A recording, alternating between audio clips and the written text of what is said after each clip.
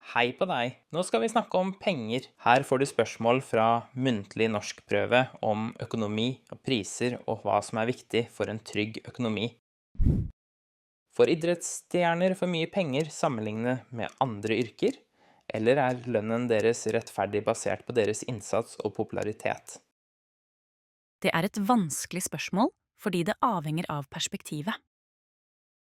På den ene siden, idrettsstjerner tjener mye penger, takket være deres talent, hardt arbeid og popularitet. De tar også store risikoer med helse og karriere. På den annen side, sammenlignet med andre yrker som lærere eller helsearbeidere, kan man argumentere for at idrettsstjerner er overbetalt. Disse yrkene er også viktige for samfunnet, men de blir ikke belønnet på samme måte. Derfor kan det argumenteres både for og imot. Bør folk ha lik lønn uansett yrke, eller bør lønn baseres på ansvar og utdanning? Jeg mener at lønn bør baseres på ansvar og utdanning. Ulike yrker krever forskjellige nivåer av ferdigheter, utdanning og ansvar. Noen jobber innebærer høy risiko, mens andre krever mange års utdanning. Det er rettferdig at disse faktorene belønnes med høyere lønn. Men det er også viktig at alle yrker sikrer en levedyktig lønn, uavhengig av ferdighetsnivået. Bør det innføres høyere lønn for toppledere, eller bør lønnsforskjellene i samfunnet reduseres? Jeg mener at lønnsforskjellene i samfunnet bør reduseres. Større lønnsforskjeller kan føre til større sosial ulikhet, noe som kan skape misnøye og konflikt i samfunnet. Toppledere har allerede høy lønn, og det er viktig å sikre at alle i samfunnet har en lønn de kan leve av. I stedet for å øke lønnen for toppledere, bør vi fokusere på å heve lønningene for de som tjener minst. Dette vil bidra til et mer rettferdig og likeverdig samfunn. Burde det bli forbudt å ta opp forbrukslån? Det er et komplekst spørsmål. Forbrukslån kan være en nyttig ressurs for mennesker som trenger midlertidig økonomisk hjelp, for eksempel for å betale regninger eller gjøre nødvendige innkjøp. Men samtidig kan for høye renter og manglende forståelse av lånevilkårene føre til alvorlige økonomiske problemer for noen mennesker. Derfor burde det ikke nødvendigvis bli forbudt å ta opp forbrukslån, men det er nødvendig med strengere reguleringer for å beskytte forbrukerne. Burde rike folk betale mer skatt enn de gjør i dag? Ja, jeg synes at rike folk burde betale mer skatt enn de gjør i dag. De har mer penger og kan bidra mer til samfunnet. Skattepengene går til viktige ting som skole, helsevesen og veier. Hvis de rikeste betaler mer, kan forskjellen mellom fattige og rike bli mindre. Det gir mer rettferdighet. Alle skal ha like muligheter, uansett hvor mye penger de har. De som tjener mest, bør også ta større ansvar. Burde statens oljeformue deles ut til folket? Jeg synes ikke at hele statens oljeformue bør deles ut til folket. Pengene bør spares for framtidige generasjoner. Norge tjener godt på olje, men en dag tar oljen slutt. Da er det viktig å ha penger i reserve. Noe av pengene kan brukes til velferd, skole og helse. Det er bedre å investere i samfunnet enn å gi alle en sum med en gang. Staten må tenke langsiktig. Oljeformuen tilhører hele folket, både i dag og i framtiden. Bør alle voksne mennesker betale skatt, eller er det noen som bør slippe? Jeg mener at alle voksne mennesker bør betale skatt hvis de har inntekt. Skatt er viktig for å finansiere helsevesen, skole og andre tjenester. Det gjør samfunnet rettferdig. De som tjener lite, betaler mindre skatt, og det er bra. Noen som er syke eller ikke kan jobbe, bør få støtte fra staten. Men hvis man kan jobbe og tjener penger, bør man bidra. Skatt er en måte å vise ansvar på. Det hjelper hele samfunnet. Bør vi slutte med kontanter og kun bruke kort? Jeg syns ikke vi bør slutte helt med kontanter. Noen eldre og personer uten bankkort trenger kontanter. Det er også bra å ha kontanter hvis det er problemer med strøm eller internett.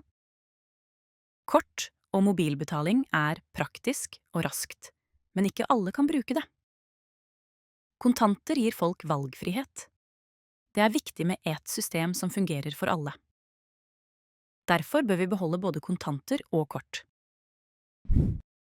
Er det best å bruke penger når man har dem, eller er det bedre å spare for fremtiden?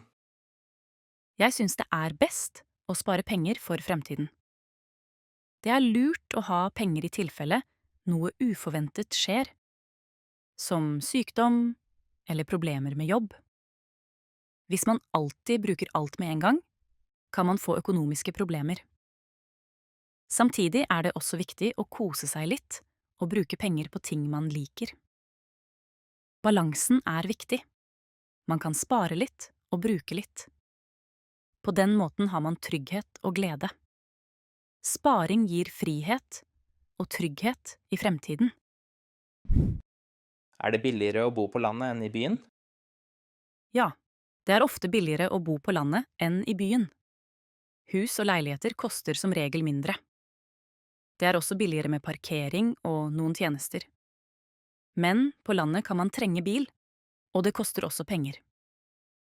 I byen har man tilgang til kollektivtransport, butikker og arbeidsplasser. Det kan spare tid og penger. Noen liker ro og natur på landet, mens andre liker livet i byen. Hva som er billigst, kan variere fra person til person. Er det fornuftig at arbeidstakere får full lønn når de er sykemeldt? Ja, jeg syns det er fornuftig at arbeidstakere får full lønn når de er sykemeldt. Når man er syk, trenger man ro og tid til å bli frisk. Det er ikke bra å stresse med økonomi samtidig. Full lønn gir trygghet og motivasjon til å komme tilbake til jobb. Det viser at samfunnet tar vare på folk. Men systemet må også brukes riktig. Folk må ikke misbruke ordningen. Det handler om tillit mellom arbeidsgiver og arbeidstaker. Er det nødvendig med mye penger for å ha et godt liv? Nei, det er ikke nødvendig med mye penger for å ha et godt liv. Det viktigste er å ha god helse, familie, venner og trygghet. Man trenger nok penger til mat, bolig og andre nødvendige ting. Men lykke handler ikke bare om penger. Mange blir glade av å gjøre ting de liker, som å gå tur, være med venner eller ha en hobby. Det går an å leve enkelt og likevel være lykkelig. For mye fokus på penger kan gjøre folk stresset. Et godt liv handler om balanse, trygghet og gode relasjoner. Er det rettferdig at noen personer tjener mer enn andre? Ja, det kan være rettferdig at noen tjener mer enn andre. Hvis man har utdanning, ansvar eller jobber mye, er det naturlig å få høyere lønn. Men forskjellen bør ikke være for stor. Alle bør ha nok til å leve et godt liv. Det er viktig med rettferdighet og like muligheter for alle. Samfunnet fungerer best når folk føler seg verdsatt. Høy lønn må ikke bety at noen er viktigere enn den andre. Alle jobber er viktige på sin måte. Hva bruker du mest penger på? Jeg bruker mest penger på mat og bolig. Hver måned betaler jeg husleie og strøm. Mat er også en stor del av budsjettet mitt. Jeg prøver å handle smart og ikke kjøpe for mye unødvendig. Noen ganger bruker jeg penger på klær eller transport. Jeg liker også å spare litt hver måned. Hvis jeg har ekstra penger, bruker jeg dem på reiser eller gaver. Det er viktig for meg å ha kontroll over økonomien. Hva er problemet med svart arbeid? Problemet med svart arbeid er at det er ulovlig. Når man jobber svart, betaler man ikke skatt. Det betyr mindre penger til skole, helse og veier. Arbeidstakere som jobber svart, har heller ikke rettigheter, som sykepenger eller pensjon. Det er lett å bli utnyttet. Seriøse bedrifter taper også penger fordi de følger reglene. Svart arbeid skaper urettferdig konkurranse. Derfor er det viktig at alle jobber hvitt og betaler skatt. Det gir trygghet for både arbeidstaker og samfunnet. Hva skal Norge leve av når oljealderen er over? Når oljealderen er over, må Norge satse på andre næringer. Vi kan utvikle mer teknologi og grønn energi, som vind og solkraft. Norge har også mye natur, så turisme kan bli viktigere. Fiske og havbruk er allerede store næringer og kan vokse videre. Utdanning og forskning kan gi nye jobber og løsninger. Vi må tenke langsiktig og bruke oljeformuen smart. Mange unge får god utdanning, og det er en styrke for framtiden. Norge har mange muligheter etter oljen. Hva syns du om at Norge investerer store deler av oljepengene i utlandet? Jeg syns det er smart at Norge investerer oljepengene i utlandet. På den måten sprer man risiko og får bedre avkastning. Det gir trygghet for framtidige generasjoner. Hvis man bruker for mye penger i Norge, kan det føre til høyere priser og dårlig økonomi. Ved å investere i utlandet vokser fondet over tid. Det gir Norge en sterk økonomi også etter oljetiden. Pengene brukes senere til viktige ting som helse, skole og pensjon. Det er bra med en langsiktig plan. Hva syns du om prisnivået i Norge? Jeg syns prisnivået i Norge er ganske høyt. Mat, bolig og tjenester koster mye sammenlignet med andre land. Det kan være vanskelig for folk med lav inntekt, men lønningene i Norge er også høyere enn i mange andre land. Det gjør det litt lettere å klare seg. Jeg prøver å planlegge og handle tilbud for å spare penger.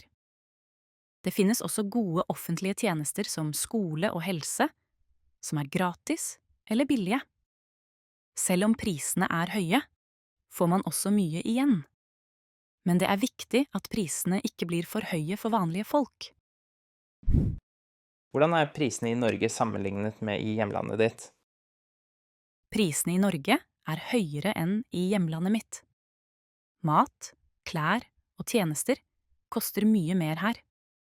I hjemlandet mitt er det billigere å gå til frisør, spise ute og handle mat.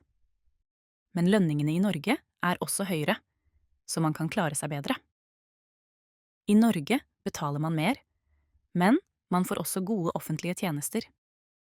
Skole og helse er nesten gratis, og det er trygt å bo her. I hjemlandet mitt er det billigere å leve, men man må ofte betale mer for helse og utdanning. Så det er både fordeler og ulemper med prisnivået i Norge. Hvordan kan man oppnå en trygg og god personlig økonomi? For å oppnå en trygg og god personlig økonomi må man ha kontroll over inntekter og utgifter. Det er lurt å lage et budsjett og følge med på hva man bruker penger på. Man bør unngå unødvendige kjøp og spare litt hver måned. Det er viktig å betale regninger i tide og ikke ta opp for mye gjeld. Å ha en bufferkonto for uventede utgifter gir trygghet. Man kan også snakke med banken, eller få økonomisk rådgivning hvis man trenger hjelp. God økonomi handler om planlegging og ansvar. Da slipper man stress og kan leve mer trygt og stabilt. Sløser vi med penger i Norge? Noen ganger sløser vi med penger i Norge. Det brukes mye penger på dyre prosjekter og store byggeprosjekter som blir forsinket. Mange kjøper også mer mat enn de trenger, og mye blir kastet. Det er ikke bra for miljøet eller økonomien. Samtidig har Norge god økonomi, så vi merker det kanskje ikke så mye. Men det er viktig å bruke penger på en smart og ansvarlig måte. Både staten og folk bør tenke mer på hva de bruker penger på.